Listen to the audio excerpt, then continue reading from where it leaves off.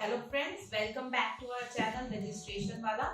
आज हम जो टॉपिक डिस्कस करने वाले हैं वो आपके लिए शायद बहुत ही इम्पोर्टेंट टॉपिक है, जिसका नाम है आरएनआई रजिस्ट्रेशन। जैसे कि हम अपने दिन की शुरुआत सबसे पहले एक न्यूज़पेपर और उसके साथ एक गर्मा गर्म चाय के साथ करना चाहते हैं, तो न्यूज़पेपर हमारी लाइफ का एक बहुत ही इम्पोर्टेंट पार्ट है। और कैसा रहे अगर वही न्यूज़पेपर या वही मैगजीन आप खुद पब्लिश करना चाहें, तो उसके लिए जो रिक्वायरमेंट सबसे पहले रहती है वो है आरएनआई रजिस्ट्रेशन। तो दोस्तों, सबसे पहले हम डिस्कस करेंगे आरएनआई रजिस्ट्रेशन होता क्या है। फ्रेंड्स, आज से 150 साल पहले एक एक्ट लाया गया जिसका नाम था press and books registration act 1867। उस वक्त 1867 में किसी भी न्यूज़पेपर या पीरियोडिकल या मैगजीन को लॉन्च करने के लिए एक रजिस्ट्रेशन की रिक्वायरमेंट होती थी, जिसका नाम था आरएनआई रजिस्ट्रेशन, जो कि आज तक एप्लीकेबल है और वैलिड है।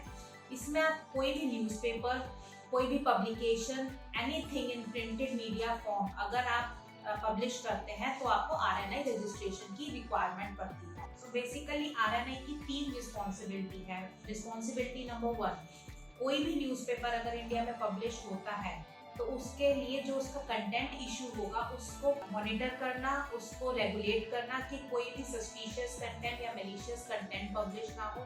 Second, to issue a RNI certificate, that is RNI registration certificate. And third one is maintaining the register of the newspaper in India. जितने भी न्यूज़पेपर इंडिया में रजिस्टर होते हैं उनका एक रजिस्टर मेंटेन होता है इंडिया में, वो आरएनआई मेंटेन करता है। सो आरएनआई रजिस्ट्रेशन 2 पार्ट्स में डिवाइडेड है। First part is RNI title verification, जिसमें आप जो भी न्यूज़पेपर स्टार्ट करने वाले हैं उसका टाइटल वेरीफाई किया जाएगा फ्रॉम दी आरएनआई।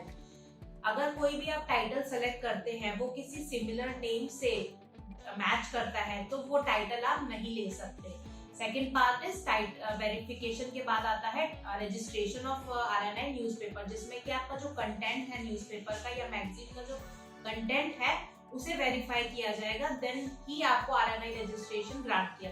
तो फर्स्ट हम स्टार्ट करते हैं आरएनआई टाइटल वेरिफिकेशन से। आरएनआई टाइटल वेरिफिकेशन का एक प्रोसीजर है जिसमें सबसे पहले आपको उसकी नेम अवेलेबिलिटी चेक करनी पड़ेगी आरएनआई की वेबसाइट पे जाके, क्या वो नेम अवेलेबल है भी या नहीं। सेकेंड पार्ट रहेगा, उसके लिए हमें एक एप्लीकेशन ऑनलाइन फाइल करनी पड़ेगी जिसकी हार्ड कॉपी हमें डिपार्टमेंट में भी सबमिट की जाएगी, जिसमें कुछ डॉक्यूमेंट्स रिक्वायर्ड है जो कि हम आपके लिए प्रिपेयर करके देंगे। और नेक्स्ट पार्ट है, वो भी जो एप्लीकेशन आपने सबमिट करी है वो वेरीफाई होगी डिपार्टमेंट से, देन आपको RNI title verification letter issue कर दिया जाएगा। आरएनआई टाइटल वेरिफिकेशन के बाद जो हमारा नेक्स्ट स्टेप आता है वो है पब्लिकेशन की registration. Basically registration of the publication में आपका जो कंटेंट है न्यूज़पेपर का वो ऑथेंटिकेट किया जाएगा, जो कि करेगा डिस्ट्रिक्ट मजिस्ट्रेट। डिस्ट्रिक्ट मजिस्ट्रेट के पास एक डिक्लेरेशन फाइल की जाएगी। अगर वो डिक्लेरेशन ऑथेंटिकेट हो जाती है उसके बाद नेक्स्ट स्टेप आता है आपका फर्स्ट इशू पब्लिकेशन, जो कि अगर आपका डेली न्यूज़पेपर है या आपका वीकली न्यूज़पेपर है तो कि 42 डेज का आपको टाइम मिलेगा within the date of authentication. और अगर आपका 15 डेज में न्यूज़पेपर पब्लिश होता है तो आपको उसके लिए टाइम मिलेगा 90 days from the date of the authentication. जो लास्ट स्टेप इसमें आता है वो है submit with the department. Basically इसमें आपकी फाइल और आपका डिक्लेरेशन प्लस आपके कुछ डॉक्यूमेंट्स आपके फर्स्ट इशू के साथ सबमिट किए जाएंगे आरएनआई अथॉरिटी के पास, जो इसे फाइनली अप्रूव करके आपको आरएनआई रजिस्ट्रेशन ग्रांट करेगा।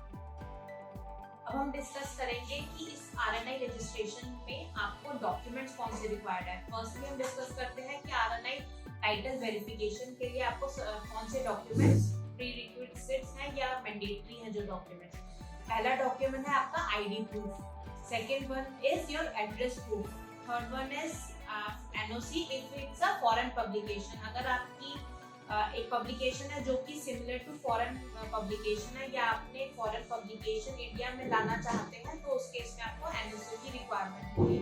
And last one is a passport size photograph of the authorized signatory। RNI publication registration में आपको कौन से डॉक्यूमेंट्स की रिक्वायरमेंट है।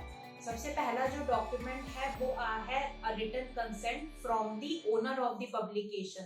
दैट इज, अगर पब्लिशर और ओनर ऑफ द कंटेंट अगर डिफरेंट है तो हमें उनसे कंसेंट लेटर या एक ऑथराइजेशन लेटर की रिक्वायरमेंट है। Second one is title verification letter. जो टाइटल वेरिफिकेशन लेटर आपको आरएनआई से इशू हुआ था after your title gots verified. Third one is the authenticated declaration. District magistrate से जो ऑथेंटिकेटेड डेक्लेरेशन आपके पास आई होगी, हमें वो डेक्लेरेशन रिक्वायर्ड है। And third last one is copy of the first issue. जो आपने फर्स्ट इशू आपके पब्लिश किया है for receiving the RNI registration, वो आपको सबमिट करना पड़ेगा डॉक्यूमेंट्स में। अब हम इस रजिस्ट्रेशन में आपकी हेल्प कैसे कर सकते हैं? फर्स्टली हम आपके लिए एप्लीकेशन को फाइल करेंगे, डिपार्टमेंट से फॉलोअप्स लेंगे। आपके एप्लीकेशन में अगर कोई डेफिशिएंसी आती है देन उसका रिवर्ट बैक करेंगे, और जो भी डॉक्यूमेंट्स प्रिपेयर करने होते हैं इस एप्लीकेशन के लिए, अगर आपके पास वो अवेलेबल है तो हम आपसे वो कलेक्ट करेंगे, और if it's not available with you, हम आपके लिए वो डॉक्यूमेंट्स प्रिपेयर करेंगे और सबमिट करेंगे। अगर आपको कोई भी क्वेरी है आरएनआई रजिस्ट्रेशन को लेके, तो आप हमें डिस्क्रिप्शन में दिए गए नंबर पे कांटेक्ट कर सकते हैं, और हमारे चैनल को सब्सक्राइब जरूर कीजिएगा। Thanks for your time.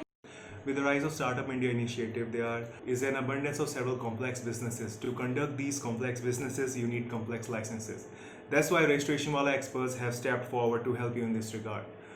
For more information regarding this license and many others of the same nature, just click on the notification bell and the subscribe button.